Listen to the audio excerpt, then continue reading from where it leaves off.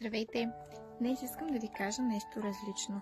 Искам да изкажа моята благодарност към господин Марин Минчев, който е биоенерготерапевт. Благодаря, че имах късмета да се срещнем и то в точния момент.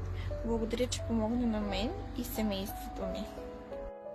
Марин лекува с биоенергия. Може да помогне при проблеми с щитовидната жлеза, костите, ставни проблеми. Също може да изгради стволови клетки.